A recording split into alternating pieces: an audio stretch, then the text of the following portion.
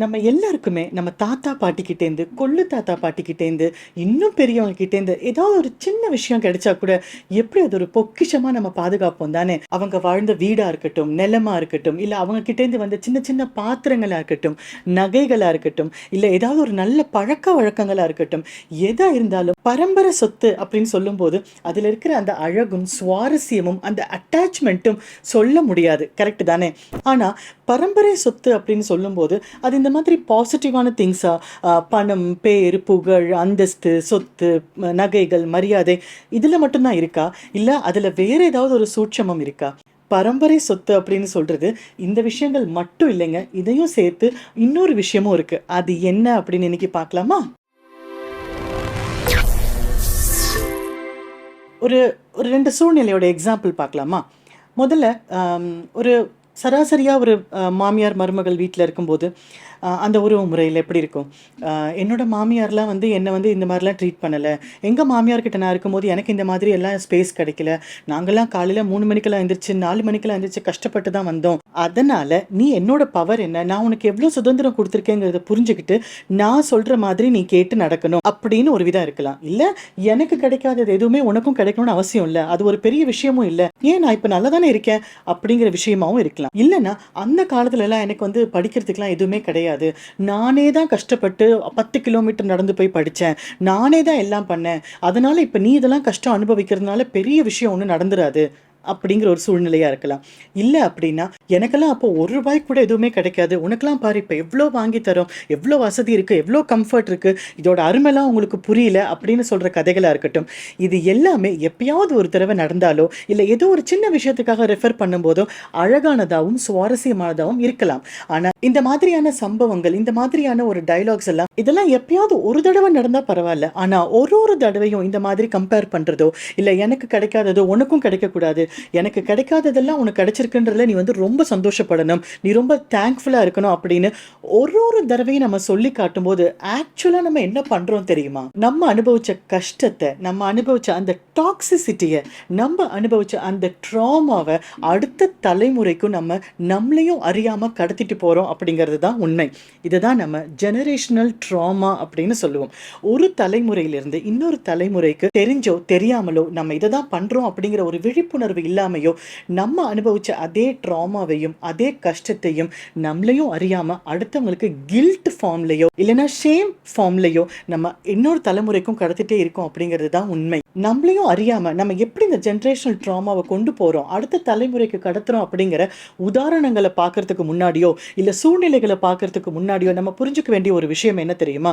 இப்போ நம்ம சொல்ல போற சிம்டம்ஸோ, இல்ல சிச்சுவேஷன்ஸோ எல்லாமே உங்க வாழ்க்கையோட பொருத்தி, ஓ இதனால தான் இப்படி இருக்கு, அதனால தான் அப்படி ஆச்சு, அவங்க கெட்டவங்க, நான் நல்லவங்க, நான் கெட்டவங்க அப்படிங்கிற அந்த எந்த விதமான டயக்னோசிஸ்க்காகவும் இந்த வீடியோ பண்ணலைங்க. இது ஒரு அவேர்னஸ் வீடியோ தான். நீங்களோ இல்ல உங்களை சேர்ந்தவங்களுக்கோ யாராவது இந்த மாதிரி ஒரு உணர்வு இருந்ததுன்னா, அதுலேருந்து எப்படி வெளியில வரணும் அப்படிங்கிறத தெரிஞ்சுக்கிறதுக்காக மட்டும்தான் இந்த வீடியோ. சரி, இப்போ ஜெனரேஷனல் ட்ராமாவோட எக்ஸாம்பிள்ஸ் உதாரணங்கள் சொல்லணும் அப்படின்னா, முதல்ல ஹிஸ்டாரிக்கல் ட்ராமா அப்படின்னு எடுத்துக்கலாம். இதுல போர் தொழில் செஞ்சவங்களோ, இல்லைன்னா போர்ல ஏதோ ஒரு விதத்துல ஒரு பார்ட்டா இருந்தவங்களோ பார்த்தீங்கன்னா, தலைமுறையா அந்த ஒரு ஆங்ஸைட்டி, அந்த ஒரு டிப்ரெஷன், இல்லைன்னா அப்யூஸ், இமோஷனல் அப்யூஸோ, இல்லை செக்ஷுவல் அப்யூஸோ ஏதோ ஒரு விதத்தில் அவங்களையும் அறியாமல் அது கடத்திட்டே வருவாங்க. இது எல்லாருக்குமே பொருந்தும்னு சொல்ல முடியாது. ஆனால் சில சந்தர்ப்பங்களில் இதோட லிங்க் இருக்கிறது நிறைய ரிசர்ச்சில் கண்டுபிடிச்சிருக்காங்க.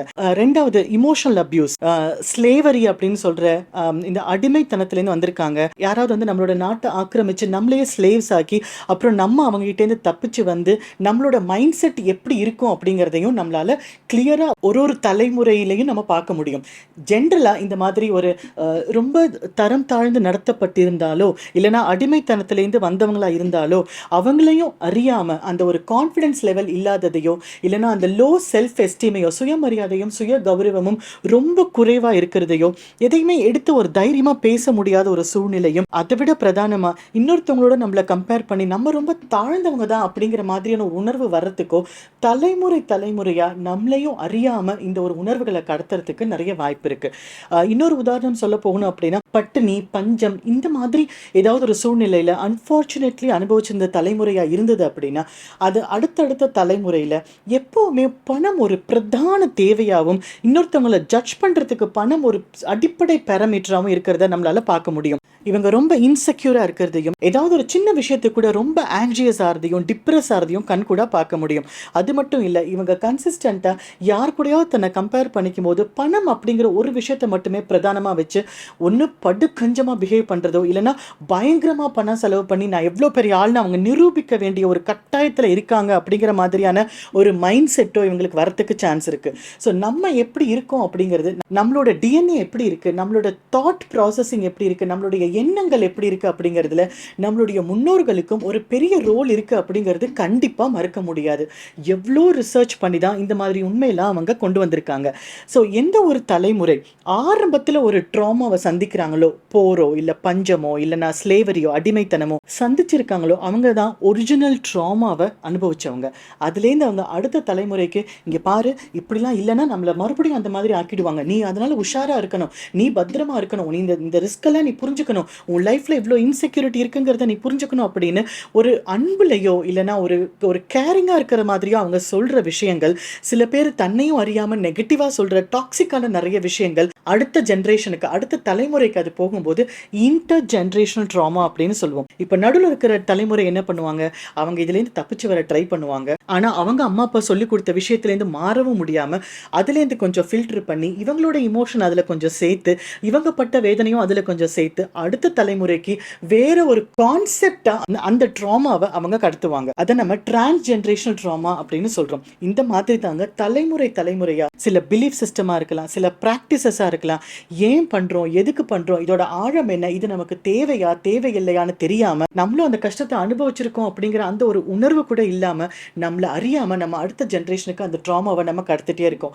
ஆண்கள்லாம் அழக்கூடாது, ஆண்கள் அழுதா தைரியசாலி இல்லை, யாருமே இன்னொருத்தவங்க முன்னாடி அழுதா தைரியசாலி இல்லை, அவங்க ரொம்ப வீக்கான பர்சன் அப்படிங்கிற சின்ன பிலீஃப் சிஸ்டம்லேருந்து சமைக்கிறதுங்கிறது ஒரு பெண்ணோட கடமை மட்டும்தான், அதை எதுக்கு நான் பண்ணணும், நான் எதுக்கு அங்கே போகணும் அப்படிங்கிற மாதிரி இந்த ஆண் ஆதிக்க உணர்வுகள், சில பெண் ஆதிக்க உணர்வுகள் எல்லாமே இந்த மாதிரி கடத்தப்பட்ட விஷயங்கள் தான். சரி, இப்போ இந்த மாதிரி கடத்தப்பட்ட ஜென்ரேஷனல் ட்ராமானால நமக்கு என்ன டிஸ்அட்வான்டேஜ் அப்படின்னு கேட்டிங்கன்னா, முதல்ல ரிலேஷன்ஷிப்பில் நமக்கு பெரிய பாதிப்பு இருக்கிறது. இப்போ உதாரணத்துக்கு ஒரு தலைமுறையில் ஒரு தந்தை தாயை சரியாக மதிக்காமையோ, இல்லை ஒரு தாய் தன்னுடைய தந்தையோ இல்லைன்னா உள்ள இருக்கிற குடும்பத்தினர்களையோ சரியாம மதிக்காம இருந்தாலும் அவங்க என்ன மாதிரியான நம்பிக்கைகளை அடுத்த தலைமுறைக்கு சொல்லி கொடுக்குறாங்க, என்ன மாதிரியான லெசன்ஸ் அவங்க சொல்லி கொடுக்குறாங்க அப்படிங்கிறத வச்சுதான் அந்த ரெண்டாவது தலைமுறை அவங்க கவனிச்சுட்டே இருக்கிறதையும் அவங்களோட இமோஷன்ஸையும் அவங்களோட பிலீஃப் சிஸ்டமையும் அந்த பிராக்டிஸ்ல சேர்த்து அதை அடுத்த தலைமுறைக்கு கடத்துறது. ஸோ இன்னைக்கு நம்ம சமுதாயத்தில் பார்க்குற ஒரு பிராக்டிஸ் சிஸ்டம் பின்னாடியும் இந்த மாதிரி தலைமுறையாக கடந்து வந்த நிறைய பழக்க வழக்கங்களை நம்ம பார்க்குறோம்.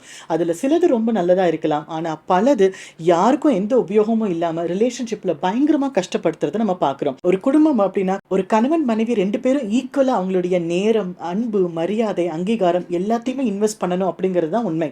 ஆனால் இதில் எத்தனை பேர் அதை சரியாக புரிஞ்சுக்கிறாங்க, எத்தனை பேருக்கு அந்த பாடத்தை கரெக்டாக அவங்க பெற்றோர்கள் சொல்லி கொடுத்துருக்காங்க, இல்லை அவங்கள சுற்றி இருக்கிற சமுதாயம் சொல்லி கொடுத்துருக்கு அப்படின்னு பார்த்தோம் அப்படின்னா ரிலேஷன்ஷிப்பில் நம்ம இன்னும் எவ்வளோ பெட்டராக வேண்டியிருக்கு அப்படிங்கிற உண்மை நமக்கு புரியும். ரெண்டாவது, நம்மளோட கான்ஃபிடன்ஸ் லெவல் எவ்வளோ குறைவாக இருக்குது, நம்மளுடைய சுய கௌரவமும் சுயமரியாதையும் அப்பப்போ ஏன் அவ்வளோ டிஸ்டர்ப் ஆகுது, நம்மளால ஏன் ஒருத்தர்கிட்ட சாதாரணமாக பேச முடியல, சகஜமாக பேச முடியல, டக்குன்னு எந்திரிச்சு ஒரு ப்ரெசன்டேஷன் கொடுக்க முடியல, எது நம்மளை தடுக்குது, ஏன் நம்ம கன்சிஸ்டண்ட்டாக இன்னொருத்தவங்களை இம்ப்ரெஸ் பண்ணுறதுக்கு ட்ரை பண்ணிகிட்டே இருக்கோம், இப்படிங்கிறதெல்லாம் யோசிச்சு பார்க்கும்போது நம்மளோட கான்ஃபிடன்ஸ் லெவலில் நம்மளுடைய முன்னோர்கள் நமக்கு சொல்லிக் கொடுத்த பாடங்கள் எவ்வளோ முக்கியம், அந்த பாடங்களை நம்ம எந்த கண்ணோட்டத்தில் பார்க்குறோம், நம்ம எப்படி அடுத்த தலைமுறைக்கு அதை கடத்த போகிறோம் அப்படிங்கிறது ரொம்ப முக்கியம். ட்ராமாலேருந்து வந்த சில குழந்தைகள் அவங்களுடைய அம்மா அப்பா சண்டை போட்டுட்டு இருக்கிறத பார்க்குறவங்களோ, இல்லைன்னா அவங்க தாத்தா பாட்டி வழியில் ஒருத்தருக்கு ஒருத்தர் சரியான முறையில் ட்ரீட் பண்ணிக்காத ஒரு அன்சக்சஸ்ஃபுல் மேரேஜோ, இல்லைன்னா ஒரு டிஸ்ஃபங்க்ஷனல் ஃபேமிலின்னு சொல்லுவோம், யாருக்கும் ஒருத்தருக்கு ஒருத்தர் பெரிய அட்டாச்மெண்ட் கிடையாது, ஒரு பெரிய மரியாதையோ அங்கீகாரமோ இல்லாத அந்த மாதிரி ஒரு குடும்பத்திலேருந்து வந்த ஒரு குழந்தை அவங்க யோசிப்பாங்க, நான் வந்து எங்கள் அப்பா மாதிரி இருக்க மாட்டேன், நான் வந்து உலகத்திலேயே பெஸ்ட் ஃபாதராக இருப்பேன், நான் என்னுடைய குழந்தை பருவத்தில் நான் சந்தித்த அவமானங்களை நான் என்னுடைய குழந்தைக்கு கொடுக்க மாட்டேன் அப்படிங்கிறதுல மட்டுமே அவங்க ஃபோக்கஸ் இருக்கிறதுனால அவங்க கூட இன்னொரு ஸ்பௌஸ் இருக்காங்க, அந்த குழந்தையோட அம்மா இருக்கு அப்படிங்கிற அந்த ரோலையே அவங்க மறந்துடுவாங்க.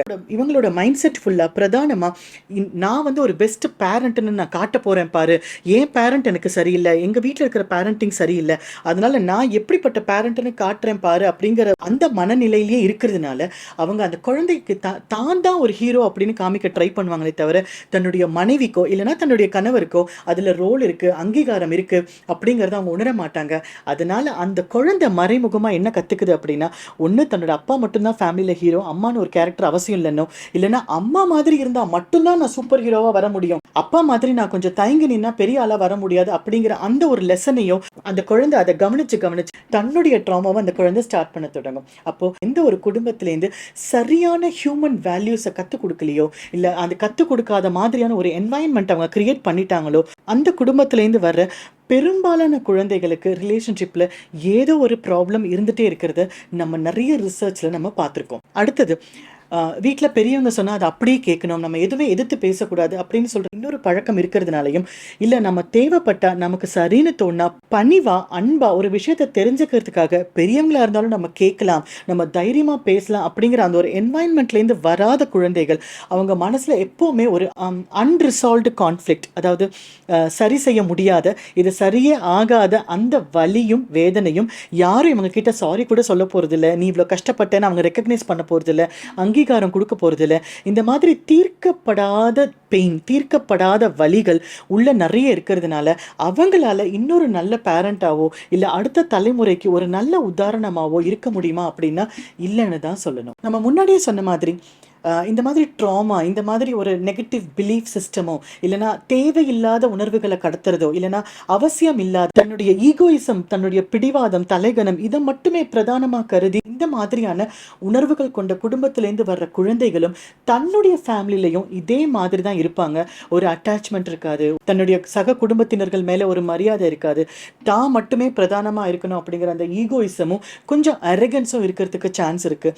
இதெல்லாம் நடத்தும்போது நம்மளையும் அறியாமல் அடுத்தடுத்த தலைமுறைக்கு நம்மளோட ட்ராமாவை கடத்திட்டு போயிட்டே இருக்கோம் அப்படிங்கிறது தான் கசப்பான உண்மை. அப்போ இந்த செயினை, இந்த ஜென்ரேஷனல் ட்ராமா அப்படிங்கிற இந்த செயினை, இந்த பேட்டர்னை நம்ம எப்படி உடைக்கிறது, நம்ம எப்படி சேஞ்ச் பண்ண முடியும், நமக்கு வர்ற அடுத்த தலைமுறையினருக்கு நம்மளோட நெகட்டிவிட்டியை கடத்தாமல் நம்ம அலர்ட்டாக அவங்க நல்லா இருக்கணும் அப்படின்னு சொல்கிற அட்வைஸ் வேற, ஆனால் என்னுடைய நெகட்டிவிட்டியை நான் கடத்துறது வேற, ரெண்டுக்கும் நிறைய வித்தியாசம் இருக்குது அப்படிங்கிறத உணர்றது தான். அதில் முதல்ல நம்ம பண்ண வேண்டிய விஷயம் ஓப்பன் அண்ட் டிரான்ஸ்பேரண்ட் கம்யூனிகேஷன்.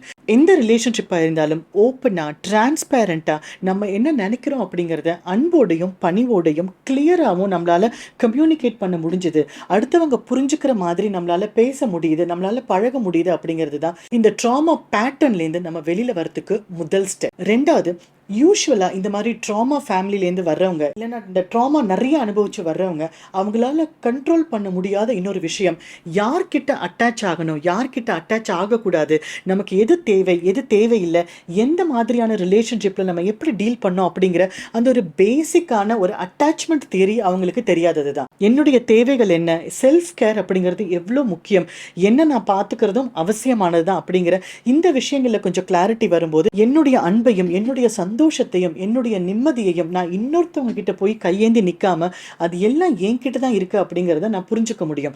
அப்போ எப்போ என்னுடைய அட்டாச்மெண்ட்ஸ் என்ன, நான் யார்கிட்டேருந்து என்ன எதிர்பார்க்குறேன் அப்படிங்கிற அந்த எக்ஸ்பெக்டேஷன்ஸும் தேவைகளும் கிளியராக இருக்கோ அந்த இடத்துல அந்த ஜென்ரேஷன் ட்ராமாவை நம்மளால் ஸ்டாப் பண்ணி நம்ம ஒரு அன்பான மனிதராகவும் நிம்மதியான மனிதராகவும் மற்றவங்களுக்கு காட்சி கொடுக்கறது மட்டும் இல்லாமல் நம்ம உண்மையிலேயே மனப்பூர்வமாக அன்போடையும் நிம்மதியோடையும் இருக்க முடியும். இந்த அட்டாச்மெண்ட் தியரி பற்றி ஆல்ரெடி நம்ம ஒரு வீடியோ பண்ணியிருக்கோம், உங்களுக்கு டைம் இருந்ததுன்னா நீங்கள் அதை போய் பாருங்கள். அடுத்தது, நம்ம சின்ன குழந்தையிலேருந்தே நம்ம வளர்ந்து வர்றதுலேருந்தே நிறைய நெகட்டிவான விஷயங்களை கேட்டிருக்கோம். இதெல்லாம் எனக்கு கிடைச்சதில்லை, உனக்கு கிடைக்குது பாரு, இப்படிலாம் எனக்கு கொடுத்து வைக்கல, நீ கொடுத்து வச்சிருக்க பாரு, இதெல்லாம் நான் ரொம்ப அன்லக்கியாக இருந்திருக்கேன், உனக்கு இதெல்லாம் அதிர்ஷ்டம் இருக்கு பாருன்னு சொல்லி உங்களை இரிட்டேட் பண்ணி, உங்களை அன்னாய் பண்ணி, உங்களை ரொம்ப கில்ட்டாக ஃபீல் பண்ண வைக்கிறாங்க. அப்படின்னா இந்த எண்ணங்கள் எல்லாம் அவ்வளோ சுலபமாக உங்கள் மனசை விட்டு போகாது.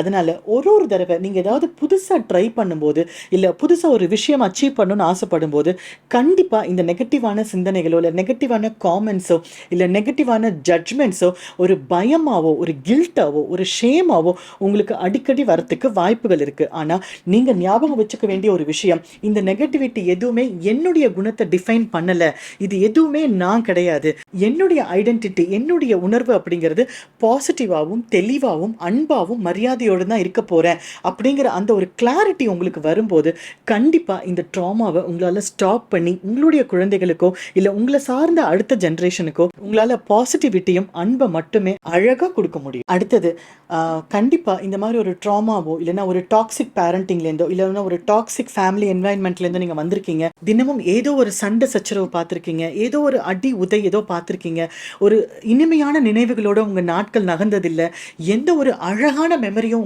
உங்கள் பாஸ்டில் இல்லை அப்படிங்கிற ஒரு சுச்சுவேஷன்லேருந்து நீங்கள் வந்திருக்கீங்க அப்படின்னா கண்டிப்பாக நீங்கள் ஒரு பாசிட்டிவான ஒரு பேரண்டாவோ இல்லை ஒரு நண்பராகவோ ஒரு மனிதராகவோ நீங்கள் மாறும்போது கண்டிப்பாக உங்களோட இமோஷன்ஸில் நிறைய நெகட்டிவிட்டி இருக்கிறதுக்கு வாய்ப்பு இருக்குது. இல்லை அதனால் அது உங்களுடைய தவறு இல்லை அப்படிங்கிறத நீங்கள் புரிஞ்சுக்கணும். நீங்கள் ஒரு விக்டிமா, நீங்கள் ஒரு விட்னஸ் தான் அந்த விஷயம்லாம் பார்த்துருக்கீங்க, அதில் உங்களோட ரோல் எதுவும் இல்லை அப்படிங்கிறத புரிஞ்சுக்கிட்டு இந்த ட்ராமாவையோ இல்லை இந்த நெகட்டிவிட்டியோ நான் கண்டிப்பாக அடுத்த ஜெனரேஷனுக்கு கொண்டு போக மாட்டேன் அப்படின்னா நம்ம பண்ண வேண்டியது நம்மளுடைய உணர்வுகளை எப்படி ரெகுலேட் பண்ணணும், எப்படி கன்ஸ்ட்ரக்டிவாக ஆரோக்கியமானதாக எப்படி மாற்றணும் அப்படிங்கிற அந்த ஒரு தெளிவை நமக்கு கொண்டு வரணும். இதுக்கு உங்களுக்கு ஜேர்னலிங் நீங்கள் எழுதி வைக்கிறது ரொம்ப உதவிகரமாக இருக்கும். எதனால் இந்த இமோஷனல் ரெகுலேஷன் ரொம்ப அவசியம் அப்படின்னா, இந்த மாதிரி ட்ராமா பேக்ரவுண்ட்லேருந்து வந்தவங்க, டாக்ஸிக் பேக்ரவுண்ட்லேருந்து வந்தவங்களுக்கு எப்போவுமே ஒரு அலர்ட்னஸ் இருக்கும். என்னமோ நடக்க போகுது, இது ஆபத்தானதோ, இவங்க சரியில்லையோ அவங்க சரியில்லையோ அப்படின்னு இந்த ட்ரஸ்ட் இஷ்யூஸோ ரிலேஷன்ஷிப் இஷ்யூஸோ இல்லைனா அந்த ஒரு சென்ஸ் ஆஃப் டேஞ்சர் எப்போவுமே அவங்க மைண்டில் இருந்துகிட்டே இருக்கும்.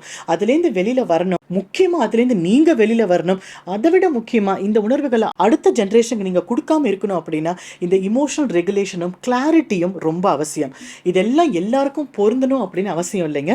இதில் ஏதாவது ஒன்றோ ரெண்டோ அன்ஃபார்ச்சுனேட்லி நீங்கள் ஃபீல் பண்ணிட்டுருக்கீங்க, நீங்கள் அண்டர்கோ பண்ணிட்டுருக்கீங்க அப்படின்னா நம்ம மேலே சொன்ன ப்ராக்டிசஸ்லாம் பண்ணும்போது கண்டிப்பாக அந்த பேட்டர்னை அந்த செயினை நீங்கள் அங்கே உடைச்சு உங்களுடைய வாழ்க்கையை மேம்படுத்துறது மட்டும் இல்லாமல் உங்களை சேர்ந்து இருக்கிறவங்களும் ரொம்ப ஆரோக்கியமாகவும் நிம்மதியாகவும் சந்தோஷமாகவும் இருப்பாங்க. இதை பற்றி உங்களுக்கு மேலே ஏதாவது பேசணும் அப்படின்னா காமெண்ட் செக்ஷனில் சொல்லுங்கள், கண்டிப்பாக நம்ம டிஸ்கஸ் பண்ணலாம். வீடியோஸ் எல்லாம் பார்க்குறவங்க எல்லாருக்கும் ரொம்ப நன்றி. All the best.